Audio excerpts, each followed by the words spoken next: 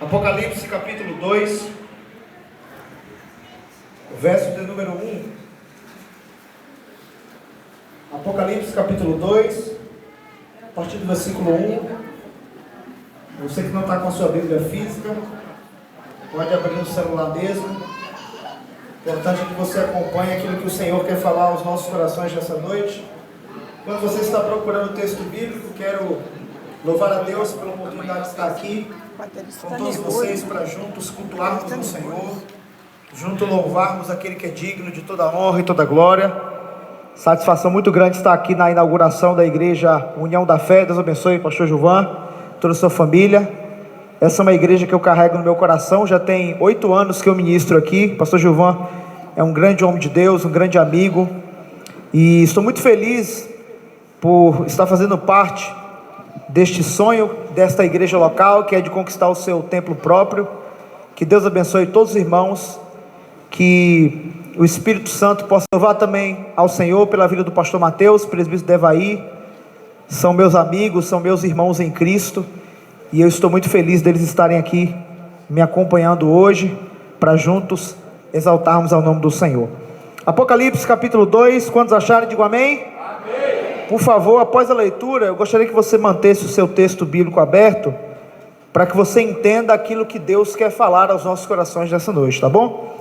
Apocalipse capítulo 2, versículo 1, vamos ler do versículo 1 até o versículo 7, eu vou fazer o possível para não demorar muito. O anjo da igreja que está em Éfeso, isto diz aquele que tem na sua destra as 7 estrelas, e que anda no meio dos 7 candelabros de ouro: eu conheço as tuas obras, teu trabalho e tua paciência, e sei que não podes suportar os maus, e puseste à prova os que dizem ser apóstolos e não são, e tu os achastes mentirosos. Sofrestes e tem paciência, e trabalhaste pelo meu nome e não te desanimastes. Tenho, porém, contra ti o fato de que deixastes o teu primeiro amor. Lembra-te, pois, de onde caístes, arrepende-te e pratica as primeiras obras. Quando não, brevemente a ti virei e tirarei do seu lugar o teu candelabro, se não se arrependeres. Tens, porém, isto, que aborrecem as obras dos nicolaítas, as quais eu também odeio. Quem tem ouvidos, ouça o que o Espírito diz ao que vencer. Dar-lhe-ei de comer da árvore da vida, que está no meio do paraíso de Deus. Por favor, você que está de pé, pode se assentar. Meus irmãos, João escreve o Apocalipse com alguns propósitos, e eu gostaria de citar pelo menos 3. O primeiro propósito de João ao escrever o Apocalipse é escatológico. Apocalipse é um livro escatológico porque ele fala acerca da doutrina das últimas coisas. O Apocalipse é escatológico porque ele fala acerca de como todas as coisas irão se findar, e de que vai chegar um dia em que Deus irá julgar todas as coisas aqui nesta terra. Então Apocalipse é também um livro escatológico. Só que o segundo propósito de João ao escrever o Apocalipse é cristológico. E é muito importante que venhamos entender que o Apocalipse não é um livro apenas que trata do futuro. O Apocalipse não é apenas um manual que nos revela as coisas que vão acontecer no futuro. João também escreve o Apocalipse com o objetivo de revelar a glória de Cristo. Se você ler Apocalipse do capítulo 1 até o capítulo 22, você vai perceber que João sempre fala de Jesus, ele sempre fala do Cristo glorificado. E eu entendo que Apocalipse é muito mais cristológico do que escatológico. Apocalipse fala muito mais de Jesus do que das coisas que irão acontecer no futuro. No capítulo 1, João fala acerca do Cristo glorificado, como que Jesus, o Cristo glorificado, se apresentou para ele. Apocalipse 2 é a mensagem de Jesus para todas as igrejas que estão na Ásia Menor. E a partir do capítulo 3, capítulo 4, ele vai começar a revelar tudo, como todas as coisas elas vão se findar em Cristo. Por isso que nós não podemos ler o Apocalipse apenas como um manual do futuro. O Apocalipse, sim, ele fala das coisas que irão acontecer no futuro. Só que precisamos entender que o Apocalipse é um livro cristológico. Ele fala da beleza de Cristo. Ele revela que esse Jesus que morreu ao terceiro dia, ele ressuscitou, está à destra do Pai com o corpo glorificado, e é Ele que está no controle de todas as coisas. Portanto, o Apocalipse é um livro que fala da beleza de Cristo. Apocalipse é um livro que fala da glória de Jesus. E se desejamos conhecer mais da pessoa de Jesus, é importantíssimo que leiamos Apocalipse, porque Apocalipse é um livro que fala da glória de Cristo. Só que o terceiro objetivo de João ao escrever o Apocalipse também é eclesiológico. Apocalipse é um livro que fala da igreja. Apocalipse é um livro que fala do povo de Deus. E quando a gente lê o capítulo 2 e o capítulo 3, as mensagens de Jesus para as igrejas da Ásia Menor, nós percebemos como que Apocalipse é um livro eclesiológico. Porque Apocalipse 2 e Apocalipse 3 é Jesus enviando mensagens para igrejas locais que estavam na região da Ásia Menor. E nessas mensagens que Jesus está enviando para essas igrejas, Jesus vai ressaltar os pontos fortes, os pontos fracos dessas igrejas, mas Jesus também vai revelar aquilo que Ele pensa da sua igreja, aquilo que Ele pensa do seu povo.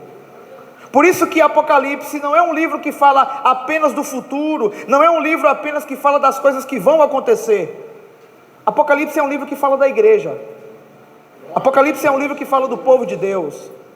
E se desejamos entender qual é a igreja que agrada a Deus, ou qual é a igreja que Deus se alegra, é importantíssimo que leiamos Apocalipse. Porque Apocalipse é um livro que revela aquilo que Jesus pensa da sua igreja e aquilo que Deus espera do seu povo. E o texto que lemos, Jesus está direcionando uma mensagem para uma igreja que estava na cidade de Éfeso. Éfeso não é o nome da igreja. Éfeso era uma cidade na qual nasceu uma igreja.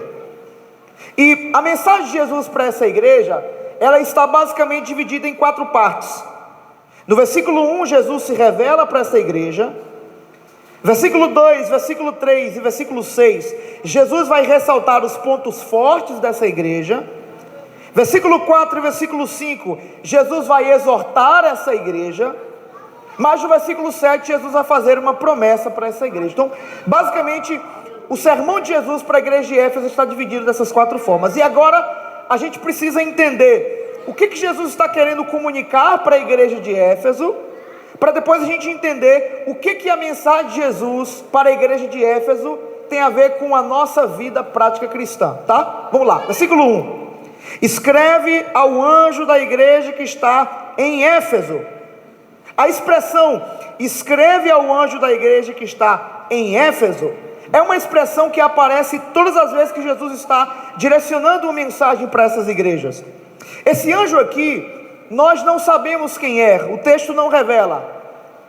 Existe uma ideia que predomina no meio evangélico cristão, que é a ideia de que esse anjo é o pastor da igreja. Então talvez aqui Jesus está direcionando uma mensagem para o pastor da igreja, e talvez o pastor seja o responsável por transmitir a mensagem de Jesus para toda a igreja. Mas talvez esse anjo aqui não seja o pastor da igreja, porque todas as vezes que o termo anjo aparece em Apocalipse, nenhuma vez está se referindo a uma pessoa física, mas sempre a um ser celestial. Então talvez esse anjo aqui seja um ser celestial que de forma espiritual está transmitindo a mensagem de Jesus para a igreja de Éfeso.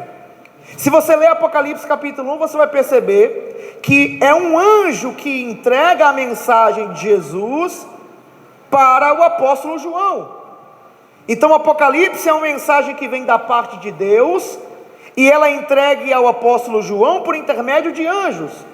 Então talvez esse anjo aqui seja um ser celestial que de forma espiritual traz uma mensagem de Jesus para toda a igreja. E no versículo 1, Jesus começa se revelando para essa igreja. E como é que Jesus se revela para os cristãos de Éfeso? Versículo 1: Isto diz aquele que tem na sua destra as 7 estrelas e que anda no meio dos 7 candelabros de ouro. De acordo com Apocalipse capítulo 1, versículo 20, as estrelas aqui na mão de Jesus representam os anjos das 7 igrejas, E os 7 candelabros que ele está andando no meio representam as igrejas. Então o que Jesus está comunicando para Éfeso é que as estrelas, ou seja, os anjos, estão na sua mão direita, e que ele anda no meio das 7 igrejas da Ásia Menor. E é importante entendermos que para cada igreja Jesus se revela conforme a necessidade dela. Por que Jesus está se revelando para Éfeso com essas características peculiares? Aquele que tem as estrelas na mão direita e ele anda no meio dos 7 candelabros de ouro. Em primeiro lugar, as estrelas na mão direita de Jesus fala da sua soberania, que é um atributo que ele não comunicou com suas criaturas. Deus é soberano e esse atributo só Deus tem. O diabo não é soberano, os demônios não são soberanos, os anjos não possuem esse atributo.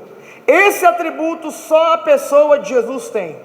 Ele é soberano porque ele tem o controle de tudo e de todos. Ele é soberano porque todas as coisas estão sobre o seu controle. E Jesus está mostrando para Éfeso que as estrelas não estavam na mão de Éfeso. E as estrelas não estavam também sobre o poder da deusa Diana, porque Éfeso era uma cidade que estava completamente cercada por um paganismo, e havia uma deusa lá chamada de deusa Diana. Você pode conferir isso lendo Atos 18 e Atos 19. E os cidadãos de Éfeso acreditavam que o poder de todas as coisas estava nas mãos da deusa Diana. E Jesus está mostrando para a igreja de Éfeso que quem é soberano, que quem controla todas as coisas não é a deusa Diana, mas é o Cristo glorificado, que morreu, mas ao terceiro dia ressuscitou. Segundo lugar, Jesus está mostrando que além dele ser soberano, ele está presente no meio do seu povo. A expressão anda no meio dos 7 candelabros de ouro, ela revela pelo menos 3 coisas. Primeiro, Jesus está mostrando que ele é soberano, e que mesmo ele sendo soberano, tendo o controle de tudo e de todos, mesmo ele sendo um ser todo poderoso, ele ainda assim anda no meio do seu povo. Ou seja, mesmo ele sendo soberano, mesmo ele sendo todo poderoso, mesmo ele tendo o controle de todas as coisas, ele está presente no meio do seu povo. Existe uma pequena diferença entre a onipresença divina e a presença manifesta. Deus é onipresente porque ele está presente em todos os lugares ao mesmo tempo, mas não é em todo lugar que ele manifesta a sua presença. Deus só manifesta a sua presença no meio do seu povo, no meio da sua igreja. Então Jesus está mostrando para Éfeso que ele não só está presente no meio deles, mas ele também manifesta a sua presença no meio deles. A expressão que ele anda no meio dos 7 candelabros de ouro também revela o seu cuidado. Ele mesmo sendo soberano, ele está presente no meio do seu povo, cuidando e zelando do seu povo. Terceiro, a expressão ele anda no meio dos 7 candelabros de ouro revela que ele está presente no meio do seu povo, revela que ele cuida do seu povo e revela que ele disciplina o seu povo se necessário for. Então Jesus está mostrando para Éfeso que ele é soberano, que ele está presente no meio do seu povo, que ele cuida do seu povo e que ele vigia o seu povo. Após Jesus se revelar para essa igreja, Jesus vai começar a revelar o primeiro ponto forte dessa igreja. Preste atenção nisso aqui, gente. Éfeso é uma igreja que tem zelo pela doutrina. Éfeso é uma igreja que ama a doutrina. Versículo 2: eu sei as tuas obras e o teu trabalho e a tua paciência, e que não pode sofrer os maus, e puseste à prova os que dizem ser apóstolos e não são, e tu os achastes mentirosos. Então a expressão eu sei as tuas obras não é Jesus dizendo eu tenho informação daquilo que vocês fazem. A expressão eu conheço as tuas obras, ela é muito mais profunda do que isso. Jesus está dizendo eu eu sei o que vocês estão fazendo, e eu me importo com aquilo que vocês fazem. E Jesus está dizendo que Éfeso é uma igreja que trabalha, e o trabalho que Éfeso faz é um trabalho tão pesado, que exige por parte deles algo que Jesus chama de perseverança ou paciência. E que tipo de trabalho é esse que Éfeso faz, que exige por parte deles tanto esforço e tanta dedicação? Versículo 2: e que não pôde sofrer os maus, e que puseste à prova os que dizem ser apóstolos e não são. O que está acontecendo aqui? Falsos profetas estão tentando entrar na igreja de Éfeso, e esses falsos profetas trazem e carregam uma identificação.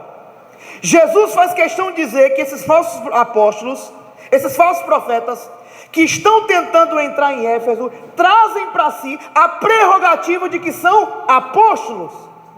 O termo apóstolo significa mensageiro ou enviado. Então esses falsos profetas estão tentando entrar na igreja de Éfeso e estão afirmando que são apóstolos. Só que a igreja de Éfeso, que não é uma igreja boba, só que a igreja de Éfeso, que é uma igreja inteligente, descobriu que esses homens não são apóstolos coisas nenhuma.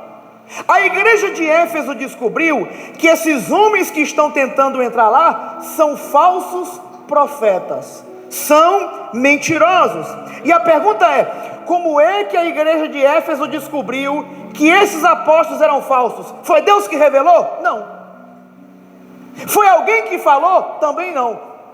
Foi alguém que teve uma revelação no meio da congregação dizendo: olha, Deus manda dizer que esses homens são falsos apóstolos? Também não. E como é que Éfeso descobre que esses apóstolos eram falsos? Versículo 2: sei que não suportam os maus, e puseste à prova os que dizem ser apóstolos e não são. Como é que Éfeso descobre que esses apóstolos eram falsos? Julgando a mensagem deles. Quando a igreja começa a comparar a mensagem desses apóstolos com os ensinamentos de Jesus, quando a igreja começa a comparar a mensagem desses apóstolos com a mensagem do grupo dos 12 que foi escolhido por Jesus, a igreja percebe que não bate, a igreja percebe que não tem nada a ver. Então como é que Éfeso descobre que esses apóstolos eram falsos? Julgando a mensagem que eles pregavam. Éfeso é uma igreja que tem tanto zelo pela doutrina, Éfeso é uma igreja que ama tanto a palavra de Deus, que falso profeta não consegue entrar lá. Eles descobriram que os apóstolos eram falsos, analisando e julgando a mensagem que eles pregavam. Enquanto os apóstolos pregam, enquanto esses apóstolos pregam, anunciam a mensagem, Éfeso está julgando, Éfeso está analisando. E Éfeso entendeu que aqueles apóstolos eram falsos, porque o que eles pregavam não tinha nada a ver com aquilo que Jesus ensinou, e não tinha nada a ver com aquilo que os apóstolos ensinaram. Então Éfeso é uma igreja que tem zelo pela doutrina, e na igreja de Éfeso, falso profeta não tem oportunidade. Segundo lugar, Éfeso, além de ser uma igreja que tem zelo pela doutrina, Éfeso é uma igreja que persevera em meio ao sofrimento. Versículo 3: sofrestes e tem paciência, e trabalhaste pelo meu nome e não te cansastes. Então Éfeso é uma igreja que sofre. Só que Éfeso não está sofrendo por consequência de pecado, porque existem dois tipos de sofrimento. Existem sofrimentos que entramos, que são consequências dos nossos pecados. Existem perseguições que enfrentamos, que não é porque somos cristãos. Existem perseguições que enfrentamos porque às vezes somos chatos. Existem perseguições que entramos porque às vezes somos cri-cri. Esse tipo de perseguição, ou esse tipo de sofrimento a gente tem que chorar e se arrepender. Agora existe um tipo de sofrimento que vamos enfrentar, que é por causa do nome de Jesus. Aleluia. E se você está sofrendo por causa de Jesus, se alegre, porque Deus tem prazer em ver os seus filhos preferindo sofrer do que negar o seu nome. Então Éfeso não está sofrendo por consequência de pecado. Éfeso está sofrendo por causa do nome de Jesus. Éfeso sofre por se declarar cristão. Éfeso está sofrendo por declarar que Cristo é o seu Senhor e não Diana. Só que mesmo sofrendo, Jesus disse que eles perseveravam. Mesmo sendo perseguidos, eles não abandonaram a fé, mas eles continuaram perseverando. Em terceiro lugar, Éfeso também é uma igreja que odeia as obras das trevas. Versículo 6: tens porém isto, que odeia as obras dos nicolaítas, as quais eu também odeio. Irmãos, preste atenção nisso aqui. Existe um tipo de ódio que Deus se agrada. E qual é o tipo de ódio que agrada a Deus? Não é um ódio pelas pessoas. O ódio que agrada a Deus é o ódio pelas obras das trevas. Cristianismo não é uma religião apenas de amor. Cristianismo também é uma religião que tem que ter ódio. E qual é o tipo de ódio que nós como cristãos precisamos ter? Ódio pelas obras das trevas. Precisamos odiar o pecado. Precisamos odiar a corrupção. Precisamos odiar obras de falsos líderes que se aproveita da fé das ovelhas de Cristo para lucrar ou para obter algum tipo de vantagem. Precisamos odiar a prostituição. Precisamos odiar a pornografia. Precisamos odiar a masturbação.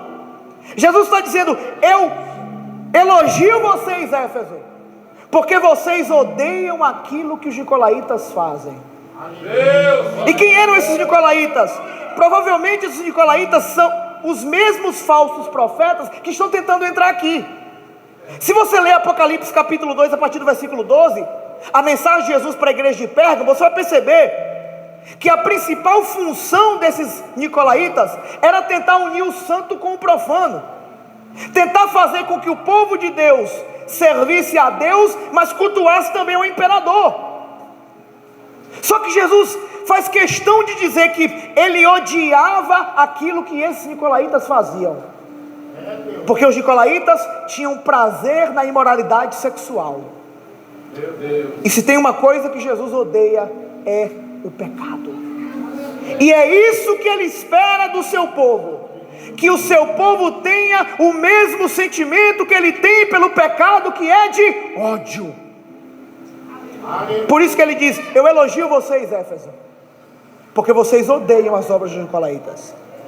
Agora perceba comigo, Éfeso é uma igreja que ama a doutrina. Éfeso é uma igreja que persevera em meio ao sofrimento. Éfeso é uma igreja que odeia as obras das trevas. Só que tem um porém. No versículo 4, Jesus vai fazer uma exortação a essa igreja. Presta atenção nisso aqui: tenho porém contra ti que deixastes o teu primeiro amor. Presta atenção, queridos. Quando a gente lê esse texto, especificamente essa expressão de Jesus, tenho porém contra ti o fato de que deixaste o teu primeiro amor, a primeira ideia que a gente tem é de que Éfeso era uma igreja que tinha um amor fervoroso, e com o passar do tempo esse amor diminui.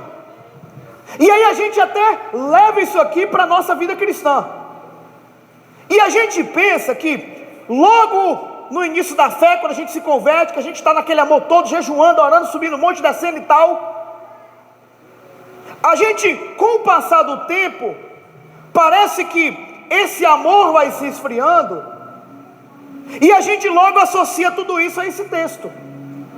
Olha, eu preciso voltar ao primeiro amor, eu preciso voltar a orar como antes, eu preciso voltar a jejuar como antes. Só que preste atenção nisso aqui: a gente não pode confundir nós não podemos confundir amor a Deus com imaturidade. Por quê? Nem sempre o amor do início da conversão é maior que agora.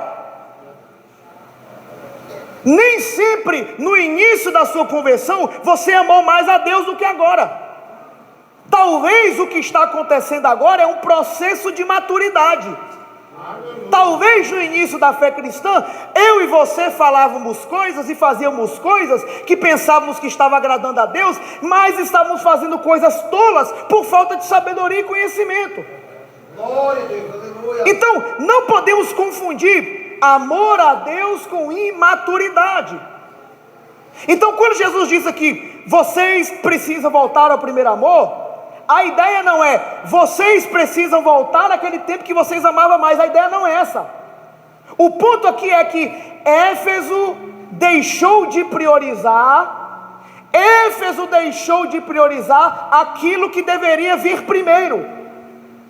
E o que Éfeso deixou de priorizar? O amor.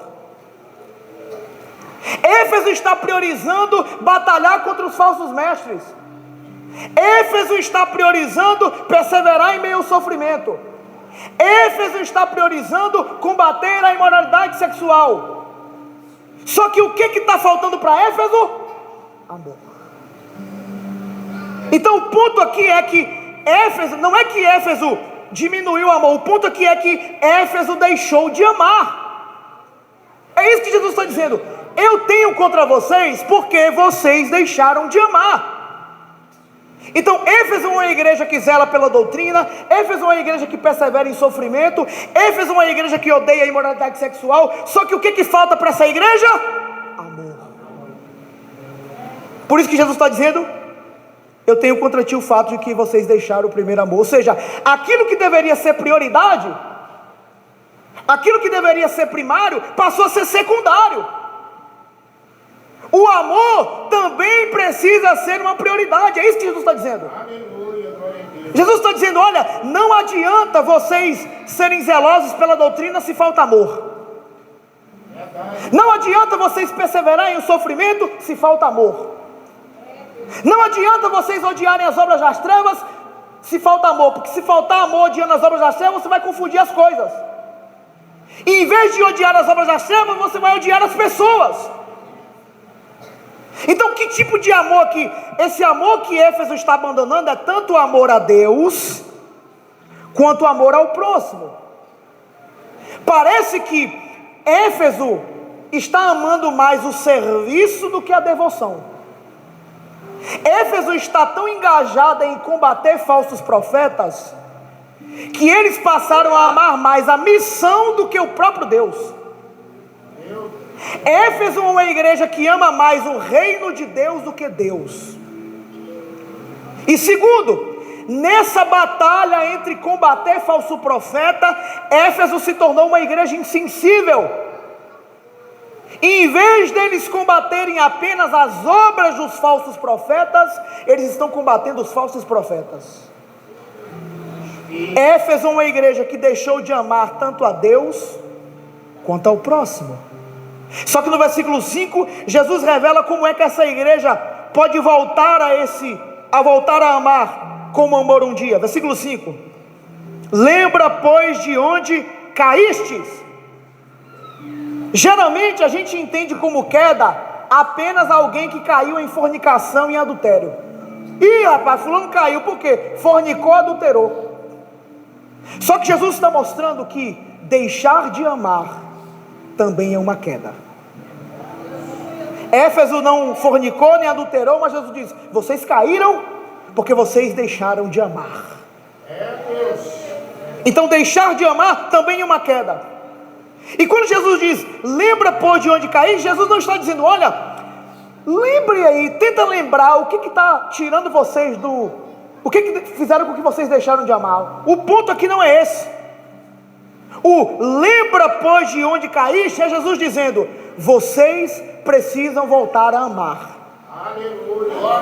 A ideia do lembrar traz uma ideia de atualização. Então Jesus está dizendo, Éfeso, vocês precisam voltar a amar. Tá, e como é que Éfeso vai voltar a amar? Jesus responde, versículo 5: primeiro, vocês precisam se arrepender.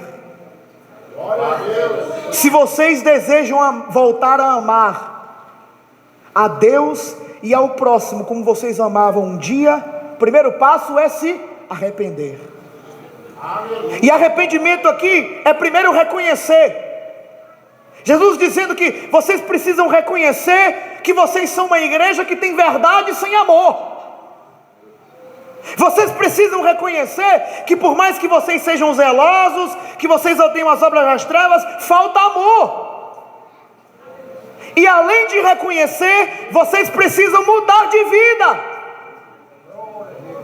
E depois de se arrepender, o que eles precisavam fazer? Praticar as primeiras obras. Jesus está dizendo, vocês querem voltar se vocês desejam voltar a amar como vocês amaram um dia, vocês precisam voltar a praticar as primeiras obras. E que obras são essas? Obras de amor. Glória a Deus, glória a Deus. Porque se vocês não se arrependerem, olha o que Jesus diz: virei a ti e tirarei do seu lugar o teu candelabro, se não se arrependeres. Olha que profundo isso aqui, irmãos. Jesus está dizendo, se vocês não se arrependerem dessa falta de amor, não é Roma que vai remover a igreja, não é o diabo que vai fechar essa igreja, sou eu. Entenda, queridos, que a igreja de Cristo ela não morre, mas igrejas locais podem morrer. E uma das coisas que mata uma igreja local é justamente a falta de amor. E Jesus está dizendo que se vocês não se arrependerem, sou eu que vou remover essa igreja. Porque Jesus não quer uma igreja sem amor. Só que no versículo 7, Jesus faz uma promessa para essa igreja: quem tem ouvidos ouça o que o Espírito diz. Ouvir o que o Espírito está dizendo não é apenas escutar. Ouvir o que o Espírito diz é: guarde a palavra, Éfeso.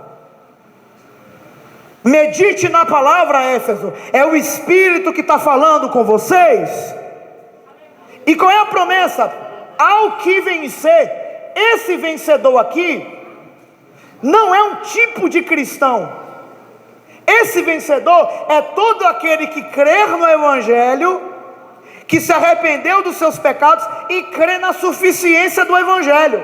É esse que é o vencedor. Esse vencedor aqui não é o que mais conquistou, não é o que mais alcançou. Esse vencedor é o que se arrepende, que crê no Evangelho e que permanece. Aleluia. E o que Jesus promete para esse vencedor? Dar-lhe aqui é uma figura de linguagem para falar de vida eterna. Jesus está prometendo para os vencedores uma vida eterna ao lado daquele que é eterno. Por isso que ele faz questão de dizer: vocês precisam voltar a amar. Porque a promessa de Jesus para Éfeso é: vocês vão desfrutar da árvore da vida que está no meio do paraíso de Deus. E a pergunta que fica é: o que tudo isso que Jesus está comunicando para Éfeso tem a ver com a nossa vida? Eu não faço parte da igreja de Éfeso, eu não estava lá. O que tudo isso aqui tem a ver comigo? Eu tenho aqui algumas aplicações rápidas que eu quero compartilhar com vocês e concluir essa mensagem. A primeira lição que esse texto nos ensina é que toda igreja local precisa ter zelo pela doutrina. Toda igreja local precisa ter zelo pela doutrina. Quando eu falo sobre doutrina, eu não estou falando sobre usos e costumes, maquiagem, batom, bermuda, não estou falando nada disso não. Quando eu falo sobre doutrina, eu estou falando sobre a palavra de Deus, as escrituras, o texto bíblico. É sobre isso que eu estou falando. E toda a igreja local, queridos, precisa ser marcada pelo zelo doutrinário. Zelar pela doutrina não é apenas ficar de pé na leitura. Você pode ficar em pé quando a Bíblia está sendo lida e mesmo assim não está zelando pela doutrina. Porque zelar pela doutrina é muito mais profundo do que ficar de pé na hora que lê o texto. Zelar pela doutrina tem a ver com conhecer a palavra de Deus. Nós estamos vivendo em um tempo, queridos, que a maioria dos cristãos não sabem nada das Escrituras, não sabem nada da palavra de Deus. Pergunta para grande parte dos evangélicos do Brasil: o que é o Evangelho? O que é salvação? O que é o pecado? Quem é Jesus? Por que Jesus morreu? Por que Jesus ressuscitou? A maioria das pessoas não vão saber. Por quê? Porque não tem zelo, não tem amor pela doutrina. E precisamos entender que a única forma de conhecermos a pessoa de Jesus é por intermédio das Sagradas Escrituras. Não tem como você conhecer a Deus se você não ler a Bíblia, se você não amar a palavra de Deus. Porque a Bíblia, meus irmãos, é a revelação especial de quem Deus é. Se você deseja conhecer mais desse Deus, se você deseja ouvir esse Deus, não precisa ir atrás de profeta fulano, profeta ciclano, profeta da revelação, profeta que revela CPF. Não, abra a palavra, leia a palavra. É a palavra que revela quem Deus é. Quanto menos conhecemos da palavra, menos conhecemos a Deus. Quanto mais pobre você é de conhecimento bíblico, mais pobre é o seu conhecimento do Senhor. E o problema é que quando o nosso conhecimento de Deus é pobre, as nossas expectativas de Deus são erradas. E por isso que muita gente se frustra na caminhada com Deus, se frustra com a igreja, se frustra com o pastor, se frustra com pessoas. É porque não conhece a doutrina, não conhece a palavra, cria expectativas equivocadas sobre o reino de Deus. Só que a igreja de Cristo precisa ser marcada pelo zelo doutrinário. E esse zelo doutrinário não tem a ver com perseguir as pessoas, não tem a ver com xingar as pessoas, não tem nada a ver com isso. O zelo doutrinário tem a ver com amar profundamente a palavra de Deus. Quanto tempo aí você gastamos com a leitura da palavra? Quanto tempo aí você tiramos para ler as Escrituras? Tem gente que quando o pregador pede para abrir um texto bíblico, fica meia hora para achar um livro, porque não conhece, não estuda, não lê. E o maior problema é que os falsos profetas estão aí, batendo de porta em porta, entrando em igreja, e tem evangélicos que estão sendo enganados por esses falsos profetas. Nós não conseguiremos discernir quem são os falsos profetas se o nosso conhecimento de Deus é pobre. Não espere que Deus te revele, ou não espere que Deus fale no teu ouvido: olha, esse aí é falso profeta, essa aí é falso profetiza. Não, leia as Escrituras, leia a palavra de Deus. Ela vai te revelar quem é de Deus, quem não é.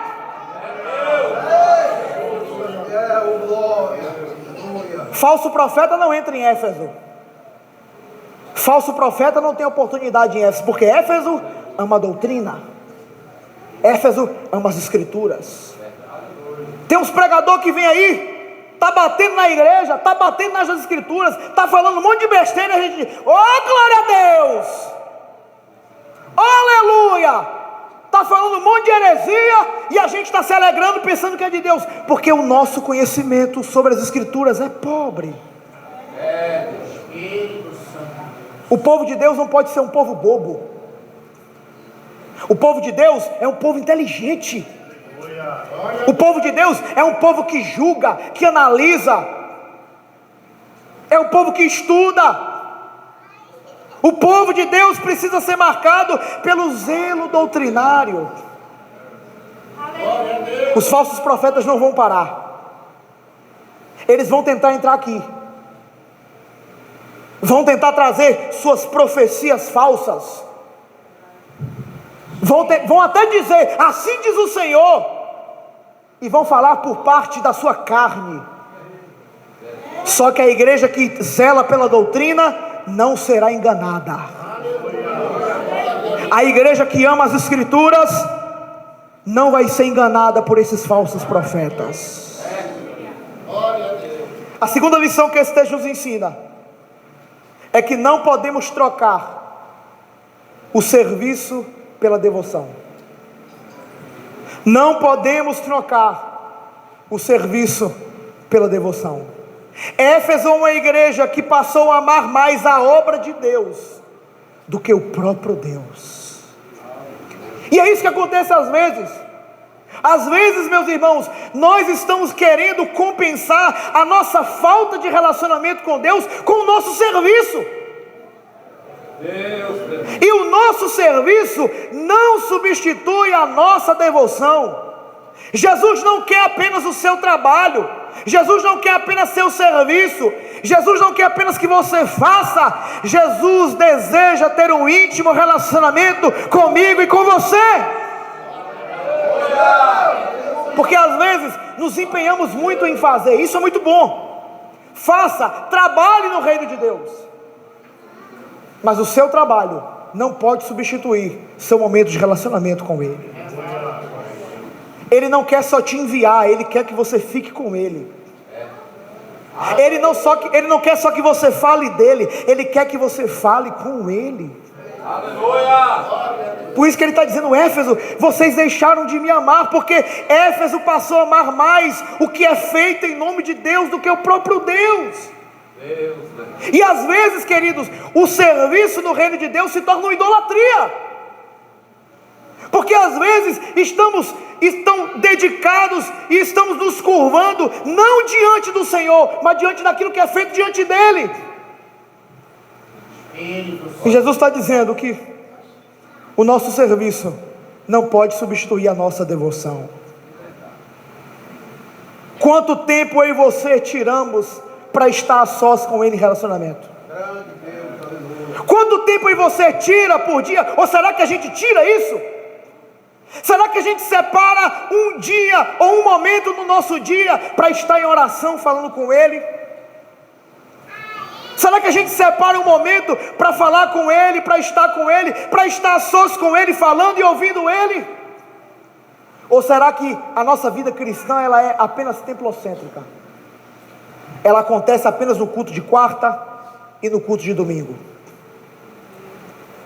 O desejo de Deus em se revelar a nós é muito maior do que o nosso de o conhecer.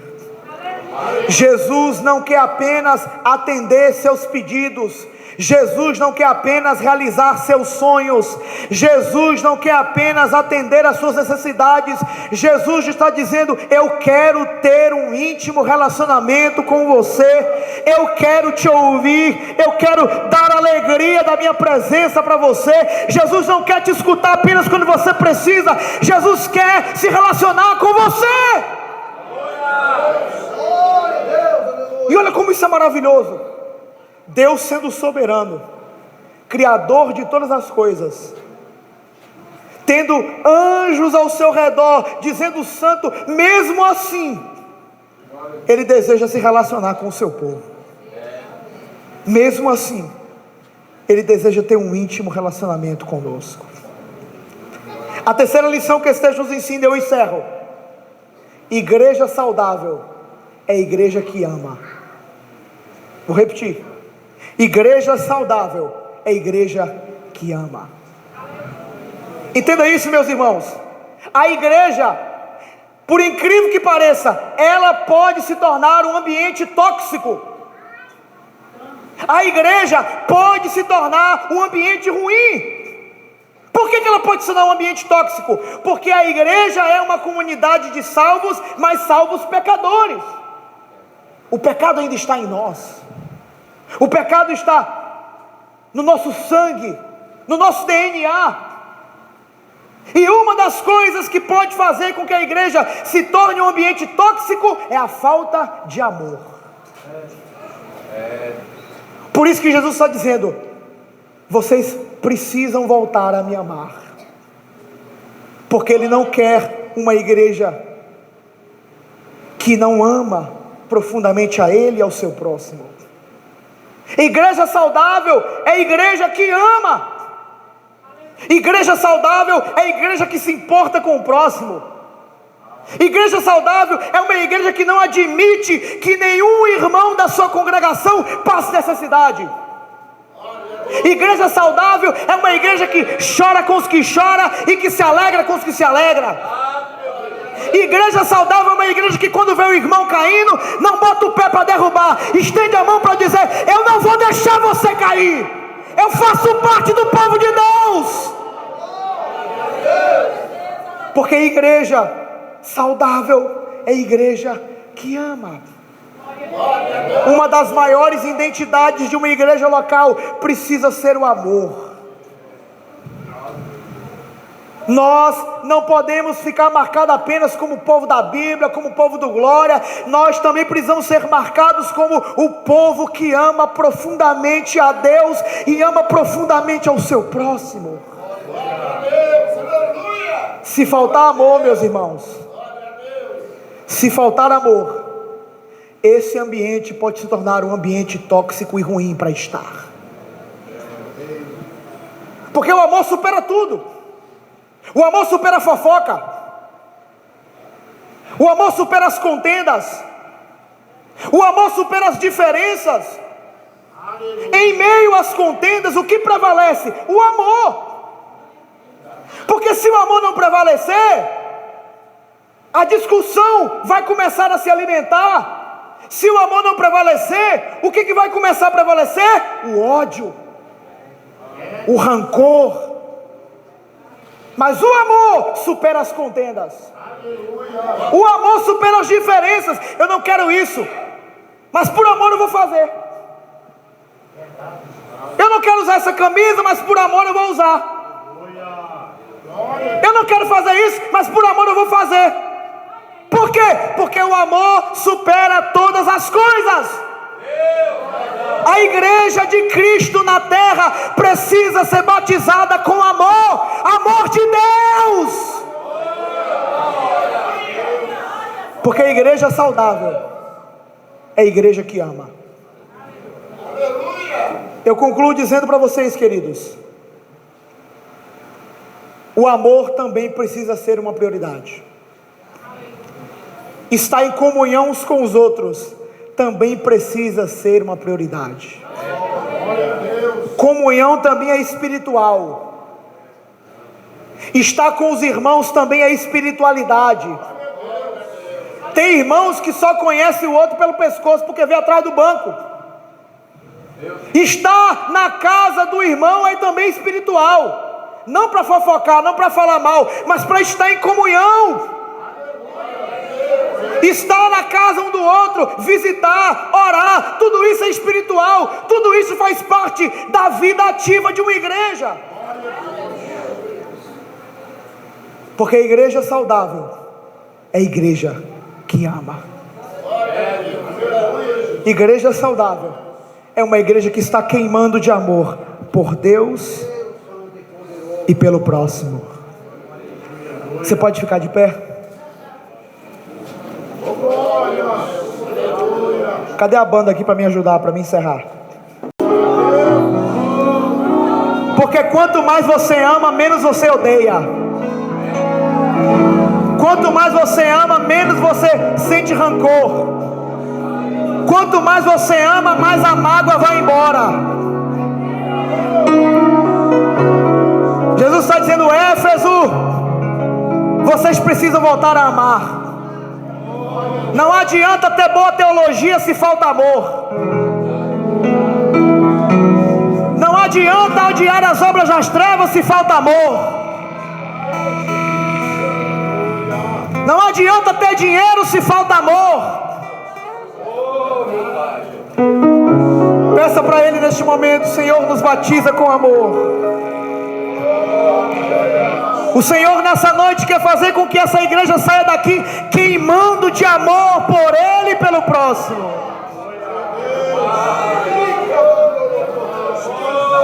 Dá só maior para mim, por favor.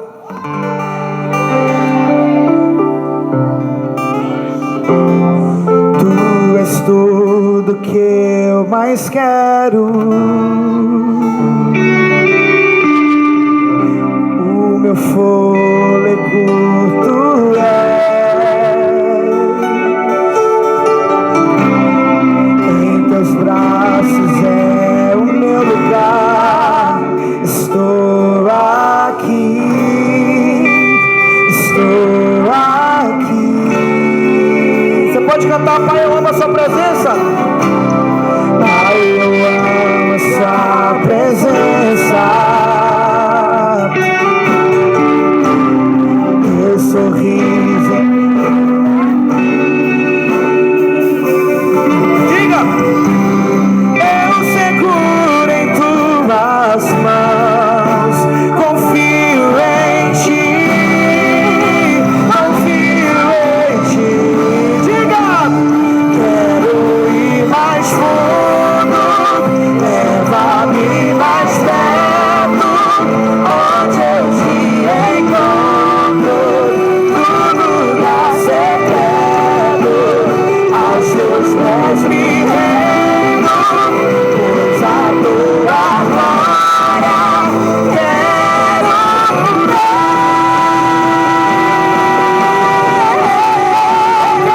Quero ir mais fundo,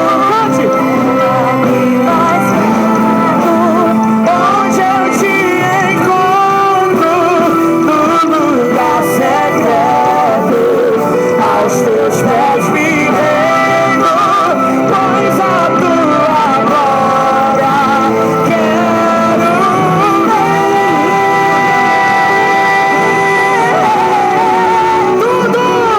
Tudo que eu mais quero é te ver, e vou a toda glória e poder. Sua majestade é real, sua voz ecoa em meu ser. Tudo que eu mais quero é te ver, e vou a toda glória e poder. Sua majestade é real, sua voz ecoa em meu ser. Quero ir mais fundo,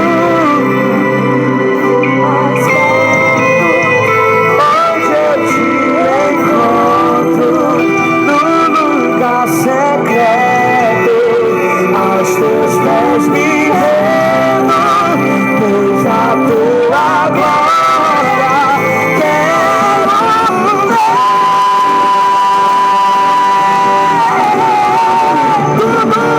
Tudo que eu mais quero é te ver, uma pouca glória e poder.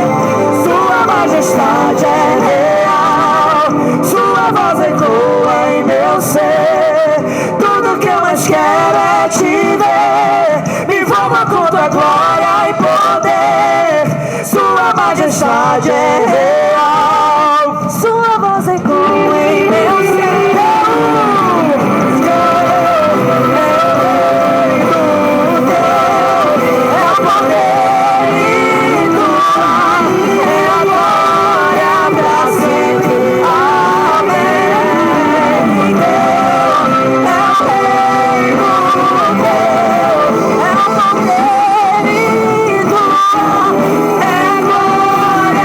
Sempre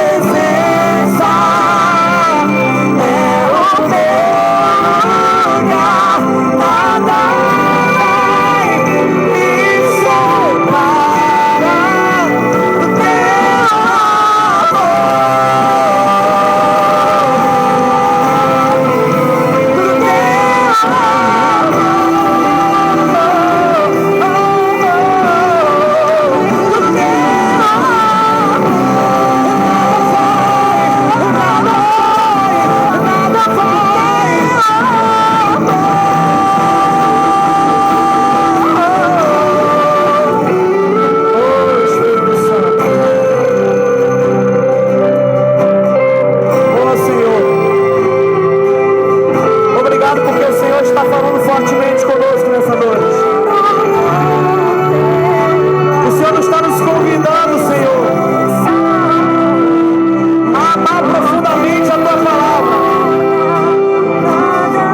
Tua palavra não será esquecida nos nossos cultos.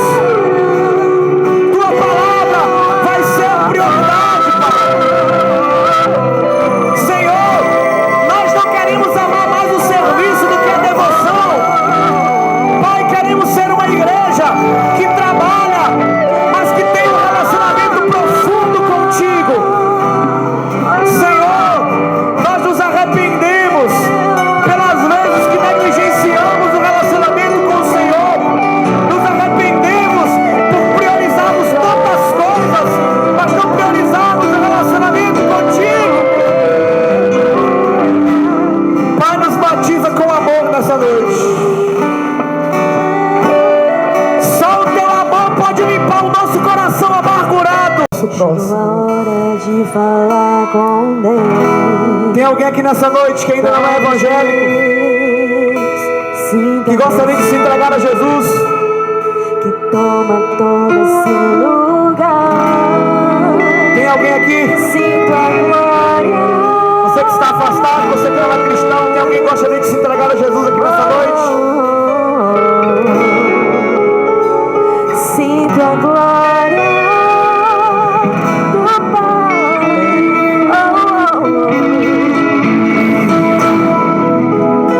Não se detém se as lágrimas rolarem, as batidas do seu coração acelerar. É Ele mexer no secreto da gente, o lugar que ninguém conhece mais. Eles estão voltando para Jesus. E sabe curar. Ô Espírito Santo, Ele viu e sabe Senhor o Jesus, remédio pra curar toda ferida. Jesus, eu oro pela vida dos Teus filhos agora, Senhor Jesus. Eles que estão voltando para os... Batiza eles com amor, Senhor. tua presença, tua presença, tua presença. Não se detenha se as lágrimas rolarem e as batidas do seu coração acelerar. É Ele mexendo no O segredo Senhor da está salvando vidas aqui gente, nessa noite. o lugar que ninguém conhece mais. Ele viu e sabe curar. Ele viu e sabe o remédio pra curar toda ferida. Jesus, tua presença é o que eu mais quero. Jesus, tua presença é o meu remédio. Jesus, eu não quero ouro nem prata, só quero que cuide de mim. Eita, que presença é essa? Presença que mexe com falta, com tudo aqui dentro da gente, que causa arrepio na alma e a gente sente. Jesus, que eu perca dinheiro, que eu perca amigo, só não quero perder tua presença, tua presença, tua presença, tua presença, tua presença.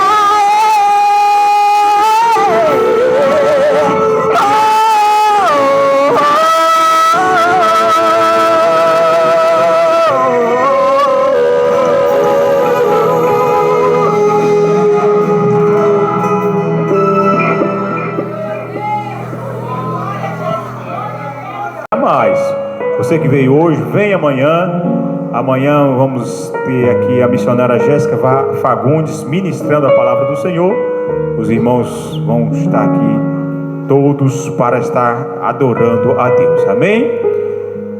Que Deus venha estar abençoando a cada um, os irmãos da banda. Vou agradecer que amanhã vamos estar todos aqui. Eu conto com cada um de vocês. Então, vamos só estar orando. Amanhã o culto começará às 6h30 em ponto. para nós termos mais tempo para glorificar e exaltar o Senhor e não terminar muito tarde, não é isso? Feche os vossos olhos, oremos uma vez mais. Soberano Deus e eterno Pai, Criador dos céus e da terra, uma vez mais, ó Pai, nós te agradecemos ao privilégio que concedeste, ó Pai, mais uma noite na tua presença, a tua graça, o teu poder, ó Pai, manifesto em nosso meio. Senhor, trai tua igreja, ó Pai, despede cada um em paz, dá um fim de semana abençoados, aonde passarmos, aonde nós estivermos, ó Pai, nós vamos estar debaixo da tua graça, ó Pai. Senhor, assim agradecemos, ó Pai, por esse primeiro dia, ó Pai, de fertilidade. Senhor, e que amanhã nós vamos estar aqui uma vez mais para estar glorificando e exaltando o teu santo nome. Assim, ó Pai, oramos e te agradecemos em nome de Jesus. Amém. Receba a bênção. Que o amor de Deus Pai, a graça do Senhor Jesus Cristo, a comunhão e a consolação do Espírito Santo esteja com todos, não só hoje, mas para todos sempre. Todos dizem amém. Que Deus abençoe em nome de Jesus.